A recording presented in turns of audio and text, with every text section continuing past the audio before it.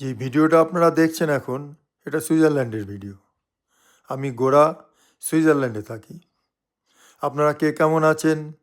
যে যেখানেই থাকুন, সুস্থ থাকুন, ভালো থাকুন। উপরওয়ালার কাছে আমার প্রার্থনা থাকলো আপনাদের সবার মঙ্গল হোক।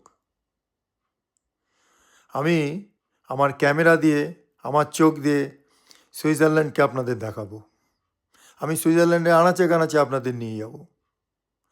সুইজারল্যান্ডকে পৃথিবীর স্বর্গ বলে।